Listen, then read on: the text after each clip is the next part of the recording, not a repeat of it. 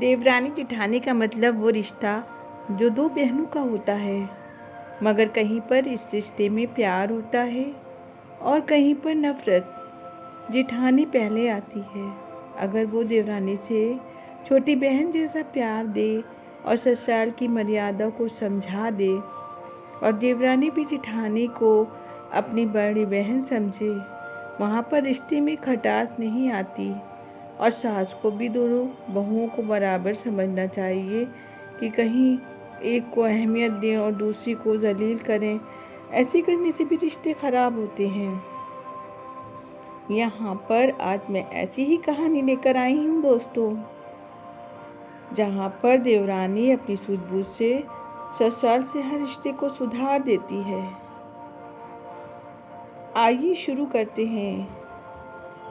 Guys, अगर अभी तक आपने मेरे चैनल को सब्सक्राइब नहीं किया है तो प्लीज़ मेरे चैनल को जल्द से जल्द सब्सक्राइब कर लें। नोटिफिकेशन के लिए बेल आइकन को प्रेस कर लें ताकि आगे आने वाली कहानी का नोटिफिकेशन सबसे पहले आपको मिल सके। नीता को तारीफ शब्द पता ही ना था। घर के सारे काम वो एकदम सही सही करती थी। खाना बहुत ही स्वादिष्ट बनाती थी, लेकिन फिर भी आज का खाना अच्छा था बहू, ऐसा उसकी सास कभी भी बोलती ना थी। और पति भी कभी उसकी कोई तारीफ ना करता। उसने बनाया हुआ खाना चुपचाप खाकर दोनों पति और सास चले जाते थे। उसने खाना खाया या नहीं, इसका उन पर कोई फर्क न पड़ता था। सास को वो बिल्कुल पसंद ना थी। उसके हाथों में से ज़रा सी क्या भूल हुई तो सास तुरंत गुस्सा करने लगती। उससे भी बुरी बात ये थी कि उसके पति और उसके बीच बातचीत का तक ना ज़्यादा होती थी और उन्होंने चुप्पी बनाए रखी थी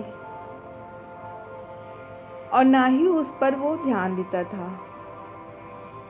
परदेश में पढ़ाई करने गया हुआ उसका छोटा देवर मात्र समय समय पर अपनी भाभी को फ़ोन करता था, पूछता भाभी कैसी हो। उसका फ़ोन आने पर नीता तो बहुत खुश होती थी, अपना मन हल्का कर उससे बहुत सारी बातें करती। कुछ ही दिनों में देवर की पढ़ाई खत्म हो गई और वो घर आया। थोड़े समय के भीतर उसे एक अच्छी नौकरी भी मिल गई। नीता को बहुत आनंद हुआ। नौकरी लग जाने के बाद उसकी सास अपने छोटे बेटे की शादी के लिए बातचीत करने लगी थी, पर देवर को एक भी लड़की पसंद ना आती थी। उसने यही बोला, उसे मना कर दो। सोचकर सास नीता को ही दोष दे रही थी। उसे चिंतित देख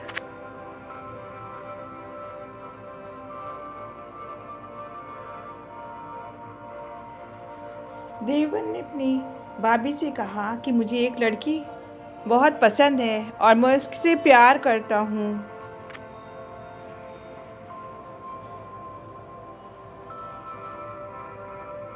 और उसी से शादी करूँगा। अपनी भाभी से उसने कहा। देवर जी की बात ये पहले बतानी चाहिए थी ना आपको। नीता ने ये बात अपने पति के कान में फिर डाली। इस बात पर उसने थोड़ी सी कीट-पीट की, लेकिन लड़की देखकर उनके पति तैयार हो गए। सवाल बचा अब सास का, वो अपने छोटी बेटी का मन कैसे दुखाएगी। बाद में वहाँ पर भी हाँ हो गई। नीता को बहुत खुशी हुई। उसे लगा कि एक अच्छी सहेली आ जाएगी अब साथ देने के लिए और दिल की राज बताने के लिए। पर कैसी होगी छोटी देवरानी, रस बस जाएगी हमारे साथ इस घर में, या वो अपनी अलग दुनिया बसाने पर जोर देगी। देवर जी को उसके मन में विचार आते और उसे फिर टेंशन हो गई। कुछ ही दिनों के बाद नीता की छोटी देवरानी चौखट लान घर में आई। देवरानी ने घर में आते ही अपने घर की सारी जिम्मेदारी हाथों में ले ली थी। अब सास अपनी छोटी बहू को ज़्यादा ही तारीफ करना शुरू कर दिया। उसी माँ जैसा प्यार करने लगी थी। ये देखकर नीता की आंखों में आंसू आ जाते थे और वो सोचती, मैं भी तो काम करती हूँ, फिर मेरे साथ ऐसा बर्ताव क्यों करते हैं। अब थोड़े दिनों के बाद छोटी देवरानी पूरे घर पर राज करेगी और फिर मेरी जगह वहाँ कोने में रहोगी। अपने भी विचारों में खो गई थी नीता। नीता के भाव समझने पर छोटी देवरानी नीता के हाथ अपने हाथ में लेकर बोली, दीदी मुझे सब पता है, मुझे अपनी छोटी बहन समझिए। देखना बहुत जल्दी ही सब कुछ ठीक हो जाएगा। छोटी देवरानी ने पूरे घर की जिम्मेदारी तो ले ली, लेकिन कामों में कुछ न कुछ बार बार भूल करती रहती। फिर देवरानी नीता के पास जाती और मदद मांगती थी। ऐसा रोज ही होने लगा। ये देखकर सास लेकिन गुस्सा हो गई कि मेरे रहते तुम बड़ी बहू से क्यों पूछती हो। फिर सास भी रसोई घर में आकर काम करने शुरू करने लग गई। धीरे धीरे वो छोटी बहू के साथ साथ अनजाने में बड़ी बहू से भी प्यार से बर्ताव करने लगी थी। प्यार से बोलने लगी और नए नए खाने बनाना दोनों को सिखाने लगी थी। भूल समझकर समझाने भी लगी थी। अब सास और दोनों बहुओं में अच्छी दोस्ती भी होने लगी। इसी वजह से बड़ी बहू का बर्ताव भी अच्छा होने लगा। उसके भी स्वभाव में खुलापन सा आ गया था। सास भी दोनों के साथ कभी शॉपिंग तो कभी फिल्म देखने जाने लगी थी। वो अपनी दोनों बहुओं को समान प्यार करने लगी। इसी वजह से घर का माहौल हंसता खेलता सा हो गया था। इसके अलावा अपने भाई और उसकी पत्नी की बॉन्डिंग देख नीता का पति भी उसके साथ अच्छा व्यवहार करने लगा। ये देखकर छोटी बहू बहुत खुश हुई। दीदी घर पर पहले आप ही का हक है। ऐसा बोलकर छोटी बहू ने पूरी जिम्मेदारी अपनी जिठानी को दे दी थी। साल भर में नीता के देवर के अच्छे वेतन और बड़ी पोस्ट पर स्थानांतरित कर दिया गया। अब छोटी देवरानी भी अपने पति के साथ प्रदेश चली जाएगी और फिर मैं अकेली रह जाऊंगी। इतना नहीं, इतने सालों बाद सास का व्यवहार जो इतने सालों के बाद बदल गया है, फिर पहले की तरह हो जाएगा। और ये विचार आते ही नीता डर सी गई। देवरानी की नीता की इतनी आदत हो गई थी कि उसके बिना घर काटने को दौड़ेगा। देवरानी के आ जाने से घर का माहौल बिल्कुल बदल गया था। वो थी ही ऐसी खुशमिजाज और ऊर्जावान जैसे कि नाम से ही पता चलता था। यहाँ देवरानी की हालत भी कुछ अलग ना थी। उसे दुख हुआ कि यदि वहाँ रहना पड़ा तो अपने पति से दूर रहना पड़ेगा। नीता के देवर के जाने की गड़बड़ और देवरानी टेंस होने से नीता सोच में पड़ गई।